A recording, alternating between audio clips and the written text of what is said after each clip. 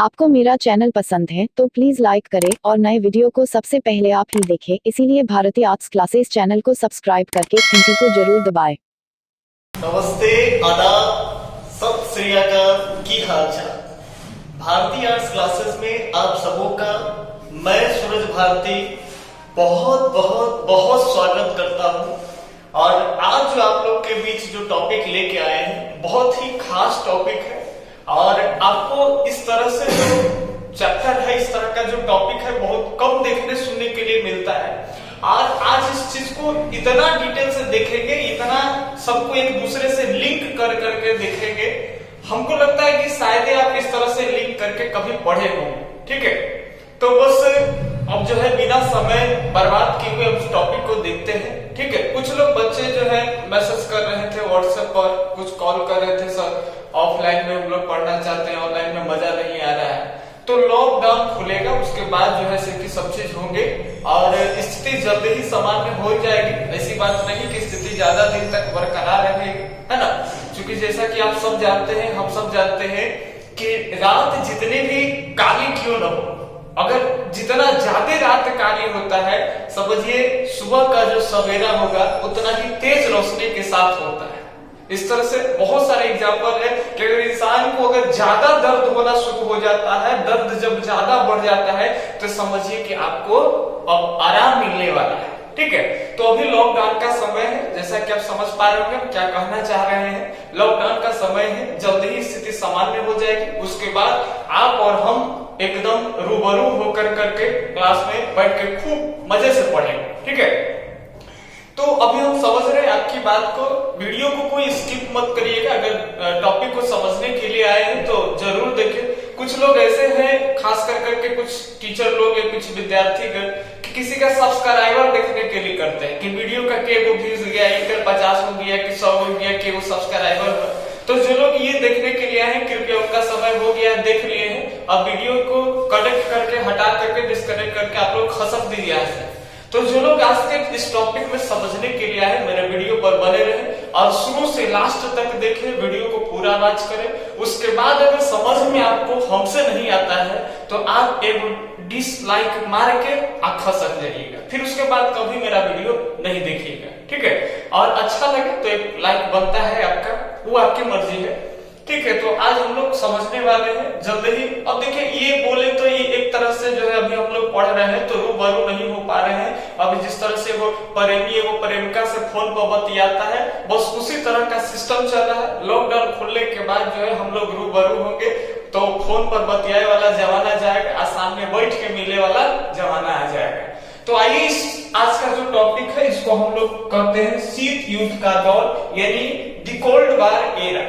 तो आज जानेंगे कि कोल्ड वार क्या है। जैसा कि आप टॉपिक ही देख रहे हैं कि लिखा हुआ है शीत युद्ध, इसको कहते हैं कोल्ड वार। अब देखिए, ये वार है, ये युद्ध है, लेकिन आखिर इतिहासकार बड़े बड़े विद्वान इसको शीत युद्ध की संज्ञा क्यों दी। इस युद्ध को और भी किसी प्रकार का युद्ध दिया जाता है। शीत माने ठंडे ठंडे, शीत माने ठंडे ठंडे, तो इस तरह का क्यों नाम दिया गया, ये सारा चीज आप डिटेल से जानेंगे। अब हम श्री गणेश करते हैं, समझाते हैं आपको बेहतरीन से। सबसे पहले समझेंगे कि ये जो शीत युद्ध का दौर है, दौर जैसा कि जान रहे हैं तो 1-2 साल रहेगा नहीं, है ना। तुरंत ऐसा नहीं होगा कि फलाने तिथि को हुआ खत्म। तो ये जो दौर है, कहते हैं कि 1945 से स्टार्ट हुआ और 1990 ईस्वी तक जो है ये दौर चलते रहा। यानी शीत युद्ध ये ऐसा युद्ध है कि 45 साल तक जो है इस तरह का युद्ध का मोमेंट बना रहा। लेकिन लास्ट तक में हम बताएंगे कि कभी जो है ये मोमेंट ही केवल बना, दोनों पक्ष जो है भिड़ने के लिए, लड़ाई करने के लिए, आक्रमण करने के लिए पक्ष जो है आगे आए, सामने आए, लेकिन कभी भी फाइनल रणभूमि के मैदान में जो है एक दूसरे पर अटैक उठल नहीं। तो 45 साल तक एक लड़ाई का, एक युद्ध का माहौल बना, लेकिन फाइनल लड़ाई कभी नहीं हुआ। इसीलिए विद्वान लोग जो थे इसको शीत युद्ध के संज्ञा दी। ठीक है, तो किस तरह से तैयार हुआ, किस तरह से एक दूसरे के प्रति जो है लोग मर मिटने के लिए तैयार हुए, सब हम लोग डिटेल से देखने वाले हैं। और कई लोगों के, कई देशों के मन में ये भी चलना शुरू हो गया कि भैया अब तो थर्ड वर्ल्ड वार तय है, तीसरे विश्व युद्ध के कगार पर आ चुका था पूरे देश। अब किस तरह की स्थितियां बना, आइए हम लोग जानते हैं। तो सबसे पहले इसमें खास कर करके प्रमुख है। एक बोले तो यूएसए, याद रखना यूएसए, तो यूएसए यानी अमेरिका को, और एक है रसिया यानी इसको बोलते हैं यूएसएसआर, याद रखेंगे। एक यूएसएसआर रसिया रूस को ही बोलते हैं, ठीक है। और एक यूनाइटेड स्टेट ऑफ अमेरिका यानी अमेरिका, ये उत्तरी अमेरिका, ये दक्षिणी अमेरिका। तो दुए गो के मेन रोल है एकरा में, एगो रूस के एगो अमेरिका के। यहाँ तक बात समझ में है। इसीलिए आप यहाँ पर अगर बात कर ले तो हम कह सकते हैं कि आपका यूएसए वर्सेस, याद रखेंगे, यूएसएसआर। एक यूएसए वर्सेस यूएसएसआर यानी अमेरिका वर्सेस बोले तो रूस। अब किस तरह से ये बना, स्थिति किस तरह से क्या हुआ हम लोग जानेंगे। देखिए, कहते हैं कि जर्मन की बात कर ले तो आप लोग पढ़े ही होंगे कि सेकेंड वर्ल्ड वॉर में एक बड़ा ही खौफनाक आदमी था, जर्मन की तरफ से लड़ रहा था, ठीक है। उसी पर पूरा जो है जर्मन आन बान शान उसका जो है एकदम पूरा जर्मन में उसी का झंडा, उसी का बोलबाला था, है ना। एक बहुत बड़ा जिगरा रखने वाला आदमी जिसका नाम आप लोग सुने होंगे, वो और कोई नहीं हिटलर थे, जिसके खौफ से पूरे दुनिया जो है जानती थी कि बड़ा खतरनाक, बड़ा एकदम अलग तरह का आदमी है। उसका जो इतिहास है अगर उलट करके देखिए तो पूरा खून से लथपथ है, खूनी पंजे का पूरा जो है उसका बहुत सारा वर्णन मिल पाएगा आपको। तो यहाँ समझना है आपको कि जर्मन के तरफ से जो था 1945 तक जो था हिटलर रहा, और 1945 में बात करें तो हिटलर जो है अपने आप को आत्महत्या कर लिया था। आप लोग पढ़े भी होंगे कि अब लगने लगा था हिटलर को कि जर्मन के सेना जो है उसके मोटिवेट से आगे नहीं आ पा रही है, लड़ने से पीछे हट रहे हैं जर्मन के सेना। और हिटलर को लगा कि भैया हमारी तो हार पक्की है। और हिटलर का भी अपना कुछ प्रिंसिपल होता था, सिद्धांत होता था। हिटलर कभी भी सोचता था कि हम किसी से हारे नहीं, उससे हारने से पहले वो मौत को गले लगा ले, लेकिन किसी के आगे झुक जाए, हार मंजूर कर ले, ये हिटलर के फितरत में नहीं था। तो अंतिम में जब हिटलर को ये चीज अनुमान हो गया कि अब जर्मन की हार पक्की है, जर्मन की हार यानी बोले तो हिटलर की हार, तो 1945 में हिटलर जो है अपने आप को आत्महत्या कर लिया। अब यहाँ जैसे ही जर्मन में हिटलर गया तो जर्मन की सेकेंड वर्ल्ड वॉर में हार हो गई, ठीक है। तो द्वितीय विश्व युद्ध में जर्मन हार गया। उसके बाद द्वितीय विश्व युद्ध के बाद से पूरे दुनिया में ऐसा मोमेंट बनना शुरू हुआ कि जैसे मानो कि लगे थर्ड वर्ल्ड वॉर भी अब पॉसिबल है।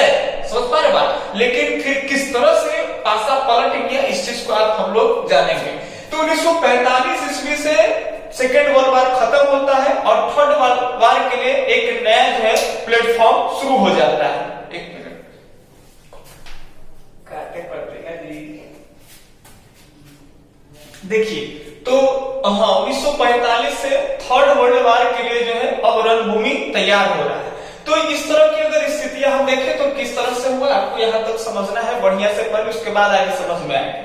इस समय कहते हैं कि दो ग्रेट पावर्स है, दो महान देश है, एक तरफ रूस और एक तरफ अमेरिका। आखिर अमेरिका को टक्कर दे रहा है रूस किस तरह से, ये हम लोग अगले वीडियो में पढ़ेंगे कि हमें रूस की स्थिति बहुत बढ़िया थी इस समय में, वो अपनी स्थिति में बहुत जो है सुधार कर लिया था और रूस में लगभग गरीबी नाम मात्र के ही बच गया था। रूस में मानो तो गरीबी ही जड़ से मिटा दिया, इस तरह की स्थिति हो गई थी। यहाँ की इकोनॉमी काफी अच्छा खासा डेवलप हुआ था, यानी रूस की स्थिति अच्छी थी, तब तो अमेरिका को टक्कर देगा ना। तो यहाँ दो देश के दो गुट के बीच में हो रहा है, एक अमेरिका और एक जो है रूस, ठीक है। तो ये अमेरिका सोच रहा है कि हम एकरा हटा दे वर्ल्ड में तो पूरे वर्ल्ड में रूसे के बोलबाला हो जाएगा। अब अमेरिका सोच रहा है कि बड़ी आगे बढ़ रहा है, हमारे धम कैले है तो हम एकरा हटा लेंगे तो पूरे वर्ल्ड में हमारे वर्चस्व चलेगा, ठीक है। चूंकि अब जर्मन तर्मन तो सब साइड ले लिया, ठीक है। जापान 1945 में बौखलाया था, तो आप लोग जानते करते हैं कि 6 अगस्त और 9 अगस्त 2 बम मार दिया जापान के हिरोशिमा पर एगो नागासाकी पर, तो जापान अलगे छटपटा लिया। तो जान लिया कि अमेरिकी ताकत को कम नहीं समझना चाहिए। अब बाद में जापान जो है वो चल गया साइड ले लिया, केकरा देने से अमेरिका देश है। चूंकि जापान को लग गया कि अमेरिका भोला फला देश नहीं है, भारी पड़ जाएगा इससे टक्कर लेना, है ना। तो इस तरह की स्थिति में देखें तो रूस एक ऐसा देश था जो वर्ल्ड में उभर करके आ रहा था और अमेरिका को टक्कर देने के लिए एकदम तैयार था, ठीक है। अब स्थिति के बारे में हम आपको बता दें तो अमेरिका को भी इस तरह लग रहा था कि रूस जो है हमको परास्त कर देगा। अगर हम रूस पर अगर बम मारेंगे तो रूस भी चुप नहीं बैठेगा, हमको तबाह कर देगा, ठीक है। अब एक दूसरे से डर, एक पक्ष का डर नहीं है, रूस को भी ये लग रहा था कि अगर हम पहले अमेरिका पर अटैक करेंगे तो अमेरिका हमारा छोड़ेगा नहीं, वो कम ताकतवर नहीं। यानी एक दूसरे के ताकत को एक दूसरे लोग खूब बढ़िया से वाकिफ थे एक दूसरे से। अमेरिका डरे रूस से और रूस डरे अमेरिका से, तो स्थिति एकदम गंभीर हो था, ठीक है। अब इस सिचुएशन में बात करें कि जब ईहू सोचेगा कि कहीं न कहीं अटैक कर देगा, ईहू सोचेगा कि अमेरिका कहीं न कहीं अटैक कर देगा, तब बताइए कुछ तो अपन आटी पार्टी बनाना शुरू होगा ना, सैनिक संगठन मजबूत करेगा ना। चूंकि अचानक अगर युद्ध हो जाए और सैनिक शक्ति नहीं रहे, है ना, देश में गोला बारूद नहीं रहे, तो कैसे युद्ध को अंजाम दे सकते हैं।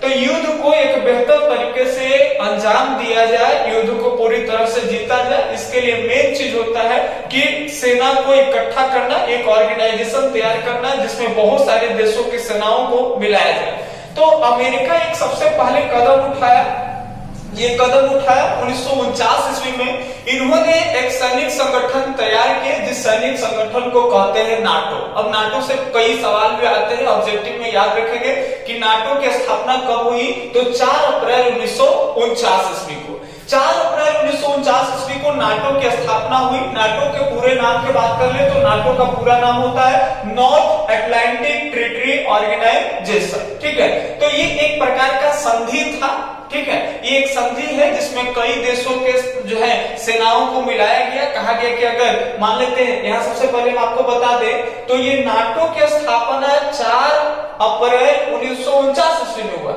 इससे पहले भी 5 देशों का सैनिक संगठन पहले से था, जिसको हम लोग जाने यहाँ नीदरलैंड, फ्रांस, ब्रिटेन, बेल्जियम और लग्जमबर्ग। तो देखिए ये 5 देश पहले में एकजुट था।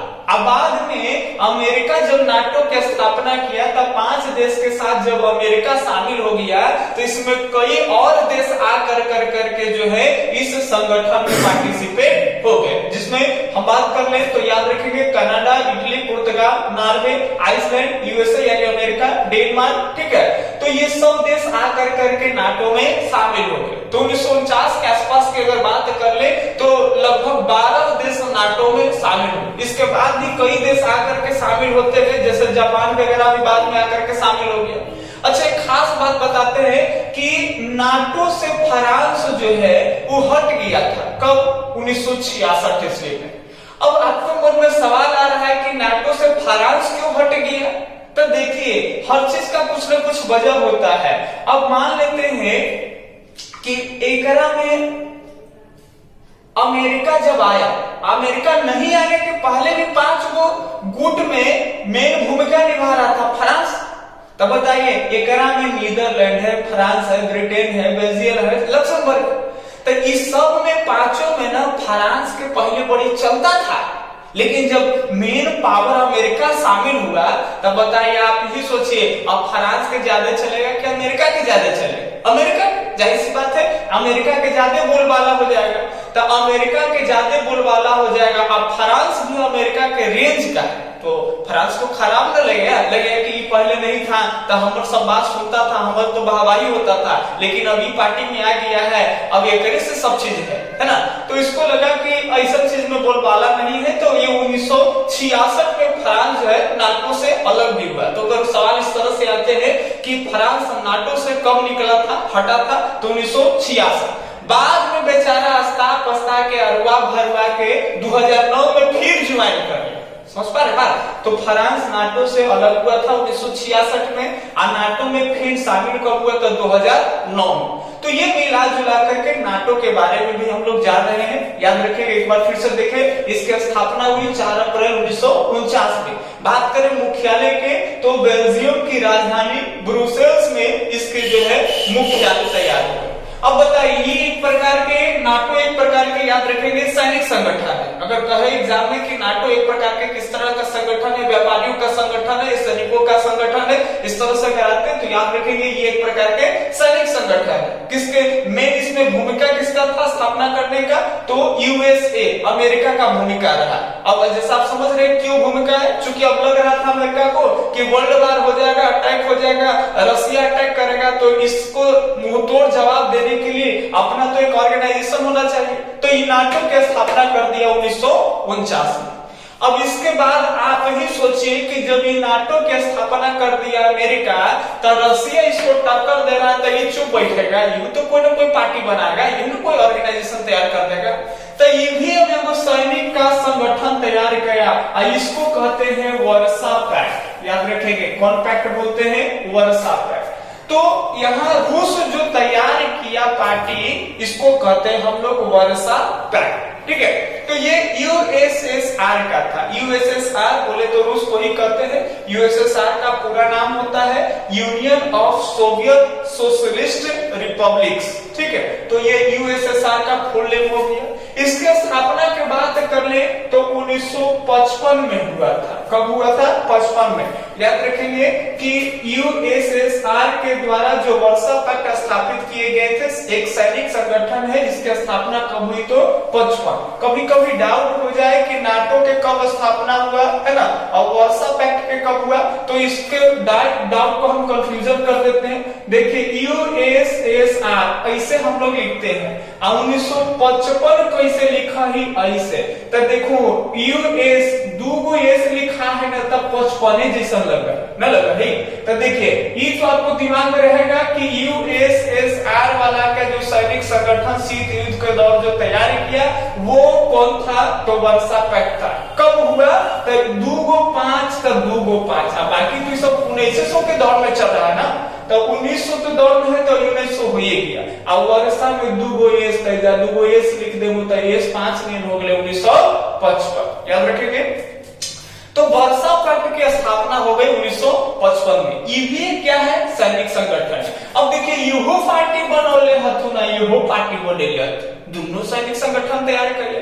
अब बताइए युद्ध ताबड़तोड़ हो जाएगा, काहे कि खूब इहू देश के मिले हैं, इहू देश के एकरा दने ज्यादातर सोशलिस्ट वाला है, समाजवादी वाला है, तो गरीब मजबूर देश ही ज्यादातर आकर के शामिल हुआ।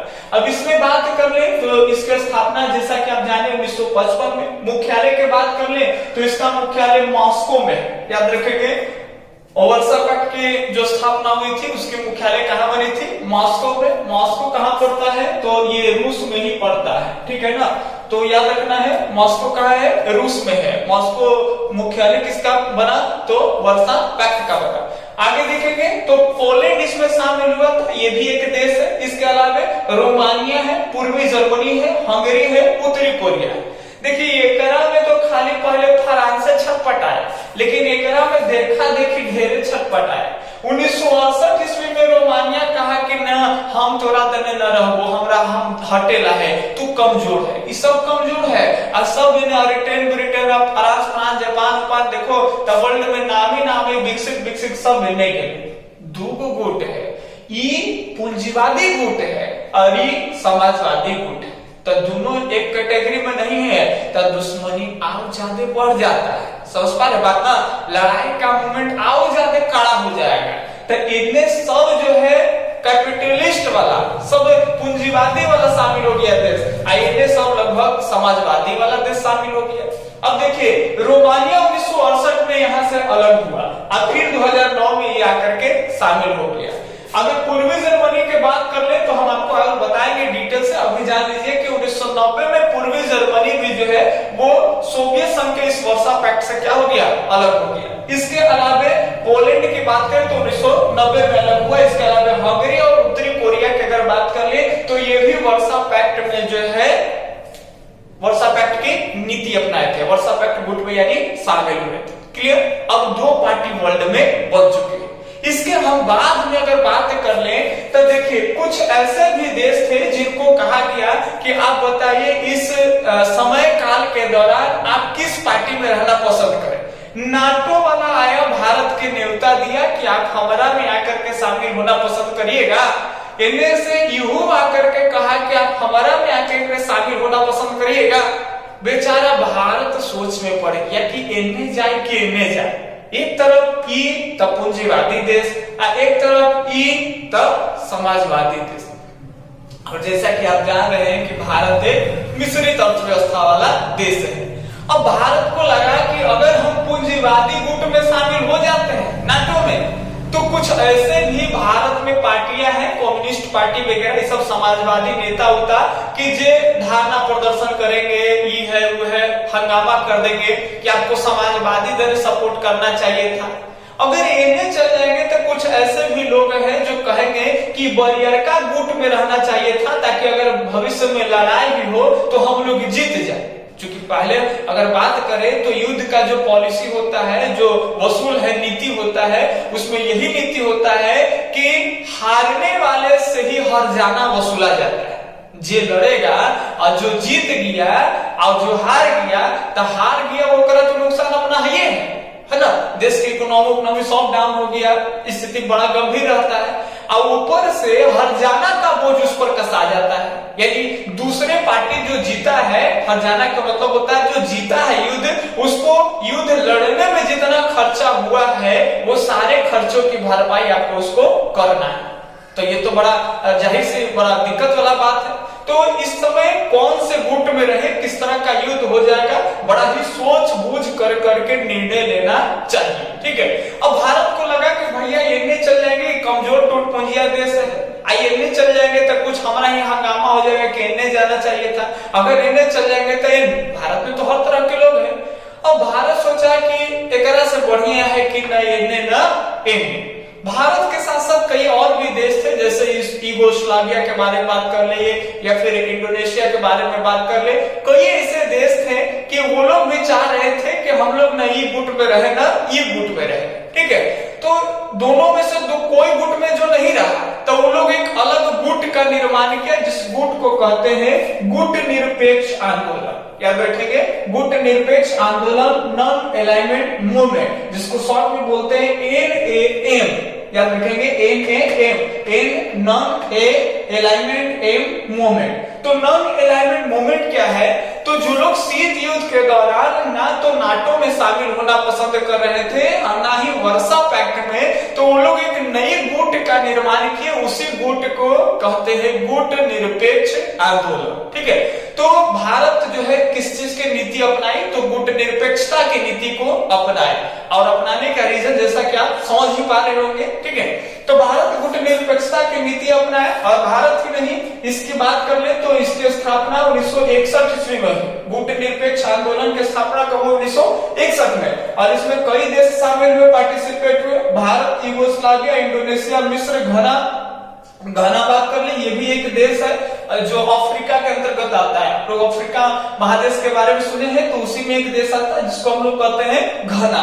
इसके अलावा नाइजीरिया, श्रीलंका, ये भी किसमें शामिल हुआ? गुट निरपेक्ष में। एक और हम अगर फैक्ट बता दें कि ये लोग गुट निरपेक्ष में क्यों आए, तो ये लोग किसी पर राज नहीं किए थे। इन लोग पर पहले जो था दूसरे कंट्री वाला राज किए थे, है ना। तो ये लोग अभी कह सकते हैं कि कुछ वर्ष पहले ही आजाद हुए थे। तो जब कुछ वर्ष पहले स्वतंत्र हुए हैं और फिर लड़ाई झगड़ा के माहौल में अगर फंस जाएंगे तो स्थिति और गंभीर हो जाएगा। तो जो अभी आजाद हुआ लोकतांत्रिक देश बना, उसके यहाँ नई सरकार स्थापित हुई, तो ये गवर्नमेंट सोचा कि हमको लड़ाई पर, युद्ध पर ध्यान न दे करके देश के इकोनॉमी पर अगर हम ध्यान देते हैं तो हमारे देश के लिए बहुत बेहतर साबित होगा। तो ये भी रीजन था कि हम लोग सोचा कि अगर अभी तो जैसे मान लेते हैं भारत की ही बात कर लें, तो भारत को भी प्रथम विश्व युद्ध में लड़वाया गया। ब्रिटेन लड़वाया, जितना सब पैसा आया वो सब जो है, जितना उसको लड़े तरह में खर्चा आया उस सब के वसूलाई के लिए भारत से ले लिया। भारत के सैन्यों लड़ा, यहाँ से जो है पैसों से जितना खर्च में आया सब गया। तो इस तरह से स्थिति खराब होती है। तो भारत एक अच्छा काम किया, जहां तक कि ये बहुत बढ़िया है कि युद्ध की नीतियों पर ध्यान न दे करके, लड़ाई झगड़ा पर जो है ध्यान न दे करके ये लोग कहा कि हम कोई गुट में नहीं रहेंगे, हम एक अलग गुट में रहेंगे जिसका ताल्लुकात कोई युद्ध से नहीं रहेगा, और वो गुट निरपेक्ष में शामिल है। तो याद रखेंगे गुट निरपेक्षता की नीति कब 1961 ईस्वी में। अब देखिए इसके अगर आगे बात कर ले, एक मिनट।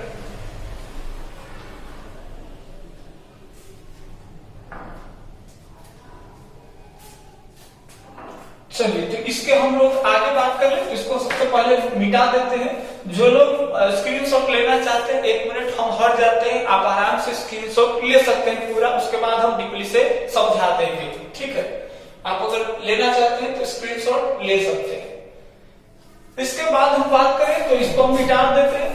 अब आगे जैसे ही बात करें, देखिए अभी डेट से पढ़ा रहे हैं, डेट से हम इधर उधर नहीं हो रहे, ठीक है।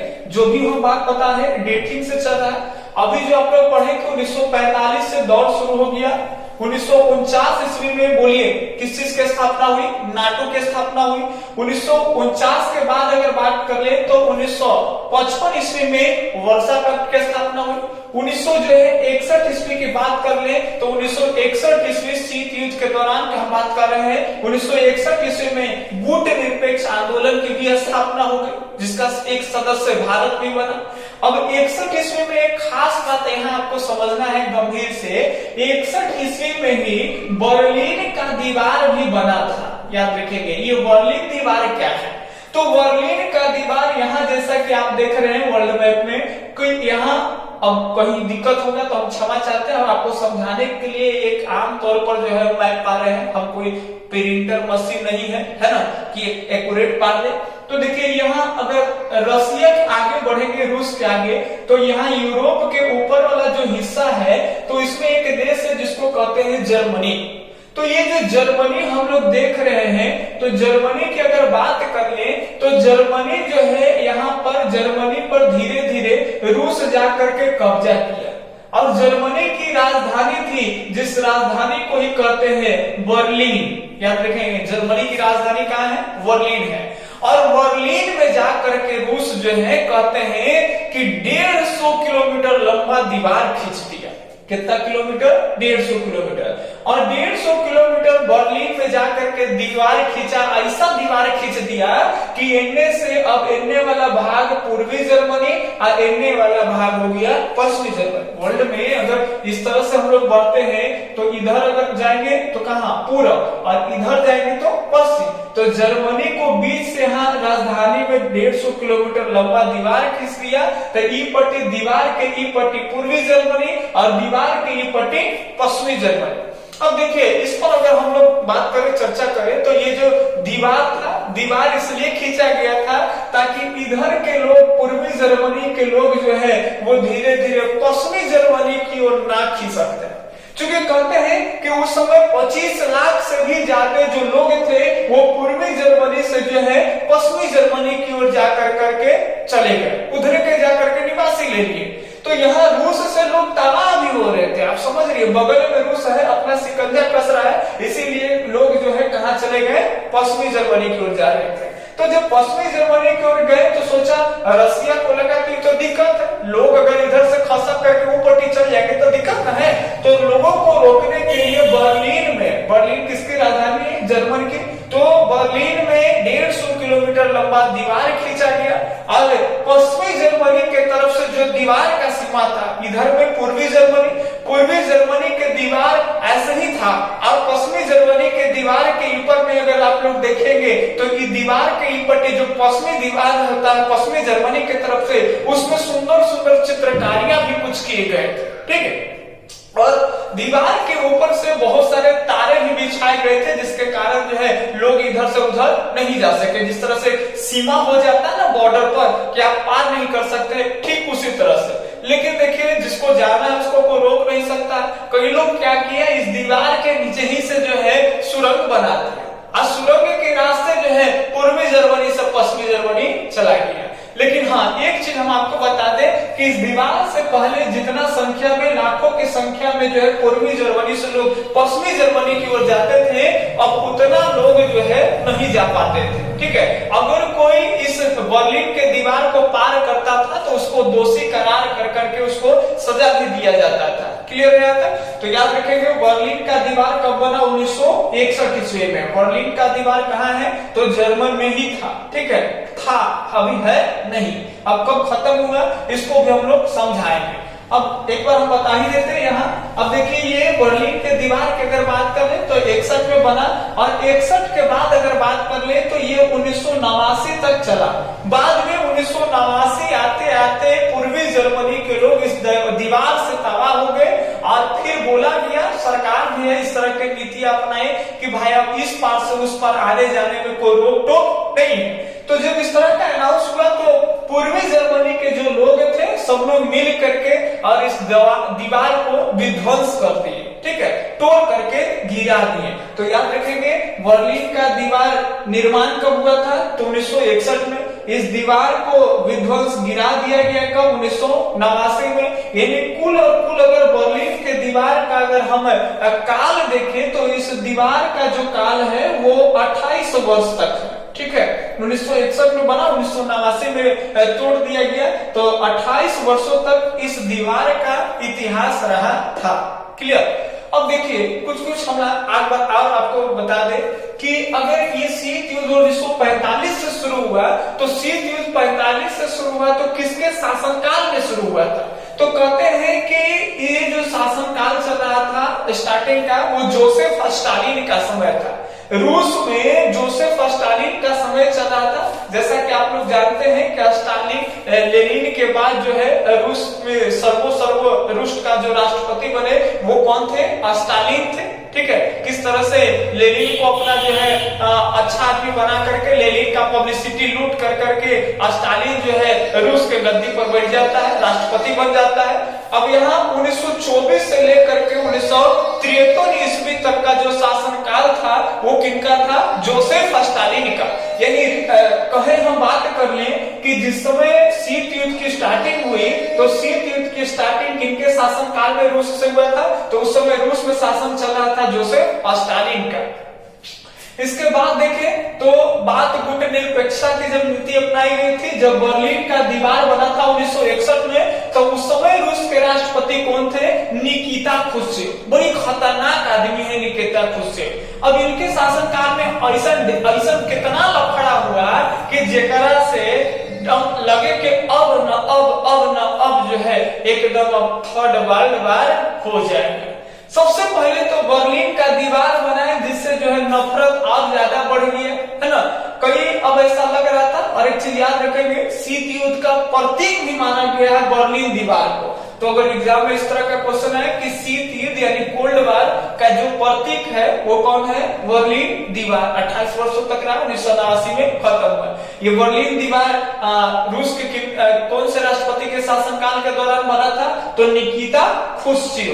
निकिता खुश्चेव 1964 तक रहे। देखिए 61 में तो ये वो ये काम कर दिए, और लगने 62 में 1962 में, इसको आप गौर से सुनिएगा, एकदम भयंकर काम हो गया। ये भयंकर काम कोची हुआ, इसको बोलते हैं क्यूबा मिसाइल संकट। क्यूबा मिसाइल संकट। अब देखिए ये क्यूबा मिसाइल संकट क्या है? ये है समाजवादी और ये है पूंजीवादी, दो गुट में लड़ाई है ना भाई। अब देखिए एजा पर एगो अमेरिका के बगले में एगो तन्नी को छोटा सा देश है, देखो तो अमेरिका के गोदी में ये है क्यूबा। कौन सा देश है? क्यूबा। याद रखेंगे इसको कहते हैं क्यूबा, ठीक है। तो ये छोटा सा देश क्यूबा। अब क्यूबा समाजवादी देश है, इसके बात कर लेते ये पूंजीवादी है, यू समाजवादी। अब देखिए हुआ क्या कि अमेरिका चाहता था कि क्यूबा समाजवादी देश है, धीरे धीरे उसके यहाँ जो है पूंजीवादी स्थिति लागू कर देंगे। तो अमेरिका चाह रहा था कि क्यूबा पूंजीवादी देश हो जाए। अब क्यूबा समाजवादी में ही बेचारा खुश था, उसको कोई पूंजीवादी देश बनने का कोई शौक नहीं था। तो नहीं था तो ये बताइए क्यूबा अमेरिका का क्या हो जाएगा? दुश्मन हो जाएगा ना।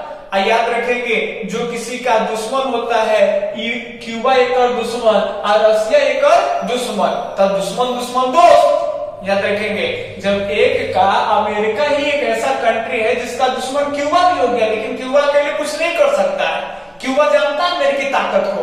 अब इन्हें रसिया इसके खिलाफ में था, तो ये रसिया क्यूबा दोनों अमेरिका का क्या हो गया? दुश्मन। तब दुश्मन दोस्त, तब दुश्मन दोस्त यानी क्यूबा क्यूबा रसिया दोनों मिला लिया हाथ। अब देखिए जैसे ही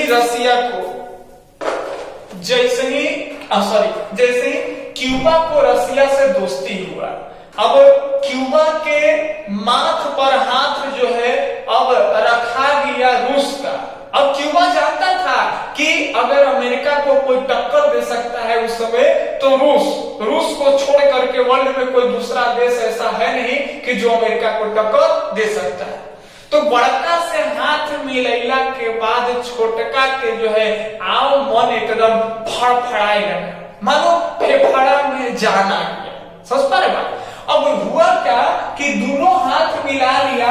अब हाथ मिलाया तो यहाँ हुआ क्या कि रसिया को लगा कि अब बहुत बढ़िया हम काम किए, खूब बेटर हुआ, अब तो और भी मजा आ जाएगा कि अपना सारा मिसाइल हथियार जो है क्यूबा में ले जा करके रख देंगे। आज जखनी स्थिति खराब होगा, तनिका भी लगेगा कि ज्यादा फरफरा रहा है अमेरिका, तब बगले से धाए उड़ा देंगे। समय नहीं लगेगा, ये यहाँ से बार करेगा तो समय लगेगा, चाहे रसिया अमेरिका पर अटैक करेगा तो बहुत सारे बार मिसो कर देगा, लेकिन बगली से मारेगा तो का मजे रहेगा। अब एक रसिया दिमाग लगाया कि क्यूबा के साथ दोस्ती किया और सारा अपने जो है पनडुब्बी पर सारा हथियारों से लैस एकदम पूरा अपना जो है जहाज क्यूबा की ओर भेज दिया। कहते हैं हथियार से भरा लैस जब क्यूबा देखा तब क्यूबा के फेफड़ा में ऐसा जान आ गया कि कहते हैं कि 2 मिसाइल लेके और अमेरिका के ऊपर में कई अमेरिका के जगह पर अटैक मार दिया। क्यूबा छोटा देश है, अब फड़फड़ाए के आप देख सकते हैं। अब अटैक किया तो अमेरिका को पता चला कि क्यूबा जो है हाथ मिला लिए एक तरह से रसिया से, और क्यूबा ऐसे ही नहीं फड़फड़ा रहा है, उकर माथ पर हाथ जो है वो रसिया का पड़ा हुआ है।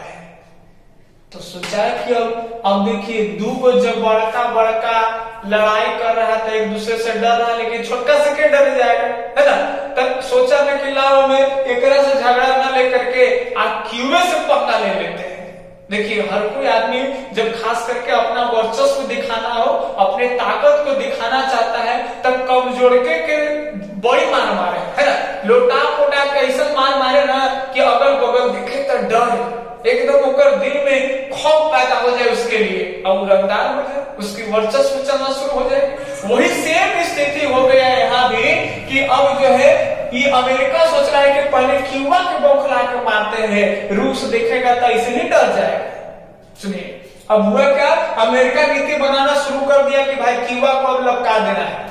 अब यहाँ देखिए ये खूब हथियारों से लैस एकदम जहाज खूब जो है पनडुब्बी भेजने जा रहा है, कहाँ? क्यूबा।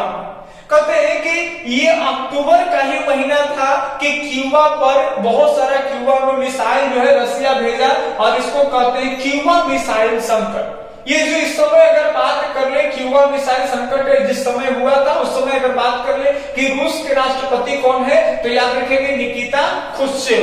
ये 64 ईस्वी तक अभी रहेंगे, और अभी समय किसकी बात हो रही है? 1962 की बात हो रही है। तो कहते हैं कि क्यूबा हथियारों से पूरा क्यूबा में खूब हथियार वगैरह आ गया, और ये स्थिति के बारे में अमेरिका को 3 हफ्ते के बाद पता चला कि इधर से जो है समुद्री मार्ग के जरिए रूस जो है अपना सारा हथियार मिसाइल जो है क्यूबा भेज रहा है। तो कहते हैं कि 3 पनडुब्बियों को अमेरिकी जो नौसेना था वो सब जाकर के और रूस के रसिया के 3 पनडुब्बियों को कब्जा में कर लिया, और सोचा कि उस पनडुब्बियों पर जितना हथियार वगैरह है उसी हथियार का प्रयोग जो है रसिया के विरुद्ध हो। समझता है बात? रसिया के ही हथियार को ले लेना है, और फिर रसिया के हथियार लेकर करके उसी पर आक्रमण। देखिए 2 पनडुब्बी के तो ऐसा अधिकारी थे जो सोचे कि अब हम पाला में पड़ गए, धरा में फेरा में पड़ गए, अब तो कुछ नहीं, अब 3rd वर्ल्ड वार तय है भैया। धड़कन सबके बढ़ल जा रहा था। तीसरा विश्व युद्ध आम थोड़ी न है, तबाह हो जाता वर्ल्ड। लेकिन कहते हैं कि एक पनडुब्बी के जो अधिकारी थे अपना दिमाग लगाए अब वो बेचारा सरेंडर कर, वो कहे कि हम किसी प्रकार के हम लड़ना झगड़ना नहीं चाहते।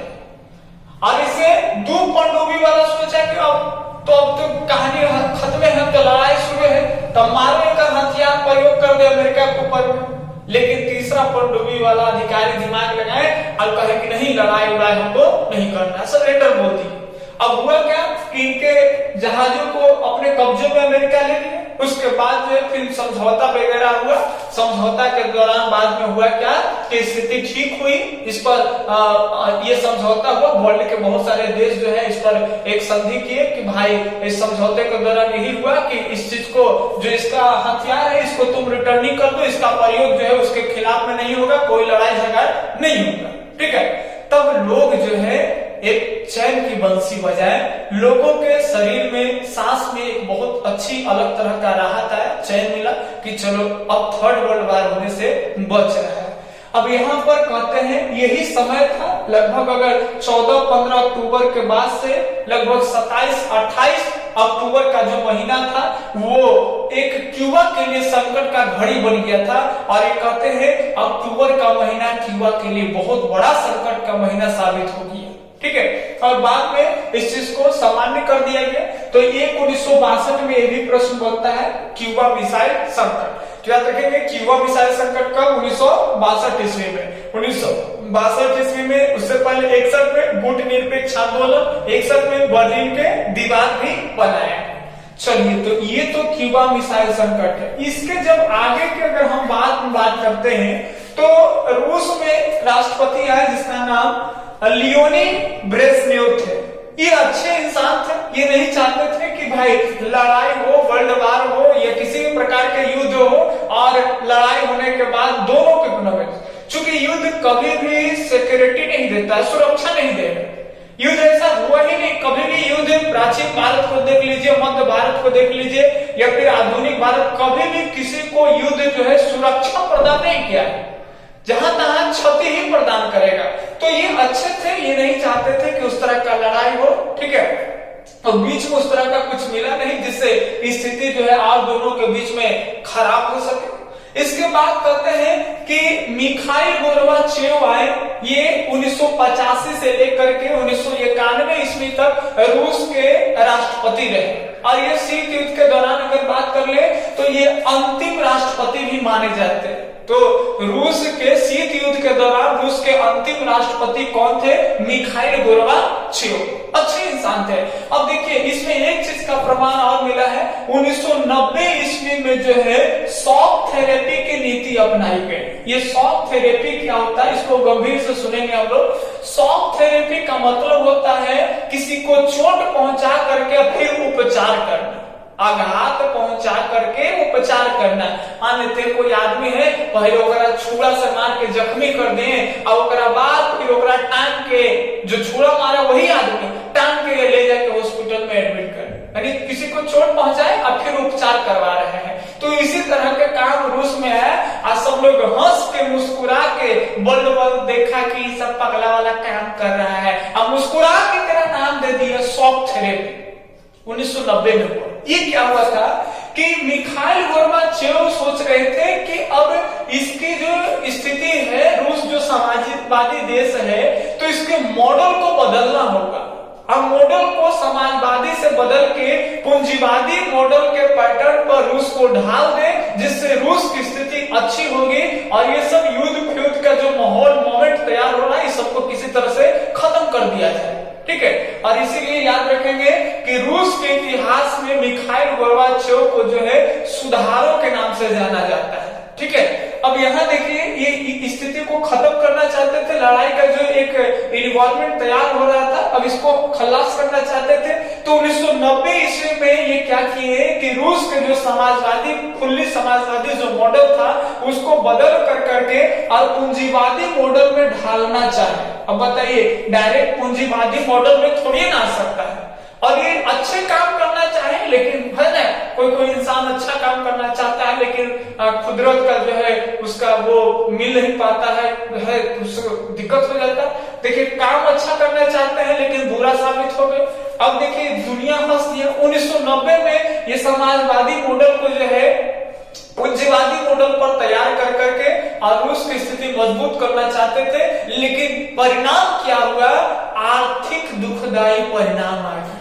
आर्थिक दुखदाई, बहुत सारे जो रूस के जो बैंक थे वो बहुत सारे बैंक दिवालिया हो गए, स्थिति खराब हो गई। रूस का दूसरा सबसे बड़ा बैंक जिसको इकॉम बैंक कहते हैं, रूस के दूसरा बैंक इकॉम भी दिवालिया हो गए, जिसके कारण हजारों हजार जो शेयर धारक थे, जो बैंक से जो शेयर खरीद रखे थे, बहुत सारे जो पैसा लगा रहे थे, जो पैसा लिए थे, सारे के पैसा डूब गया। जो पैसा डिपॉजिट वगैरह सब किया उसका सब खत्म हो गया।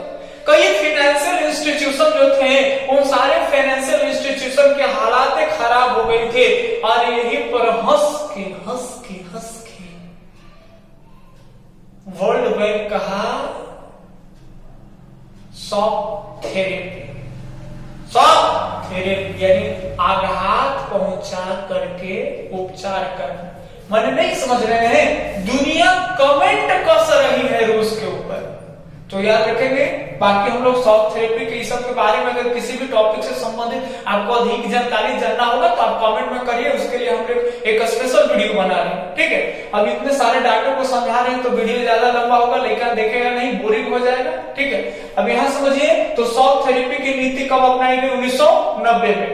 और याद रखेंगे, उसके बाद अगर बात कर ले तो 1 अप्रैल जो है 1 अप्रैल और 1991 ईस्वी में हंगरी में एक सम्मेलन हुआ, और इस सम्मेलन के दौरान उस समय मिखाइल गोर्बाचेव यहाँ के राष्ट्रपति थे, अंतिम राष्ट्रपति, और 1 अप्रैल 1991 में हंगरी समझौता के दौरान जो है इस शीत युद्ध को हमेशा के लिए खत्म कर दिया। तो एक हम लोग एवरेज में एक वीडियो में पूरा कोल्ड वार को समझा लिए। किसी को कहीं और भी कुछ परेशानियां होगा, कुछ छूट गया होगा या कुछ और आपको जानना है तो आप कमेंट में करें, आपको जो है बेहतरीन से उस पर टॉपिक का वीडियो बना दिया जाएगा, या हम पूरा कोशिश करेंगे कि वहीं से हम आपको समझा दें। या फिर अगर नहीं हो तो आप व्हाट्सएप जो नंबर नीचे चल रहा है स्क्रीन के नीचे में, आप उस पर कॉल कर करके या व्हाट्सएप कर करके पूछ भी सकते हैं, ठीक है। तो बस धन्यवाद, अल्लाह हाफिज, जय जय।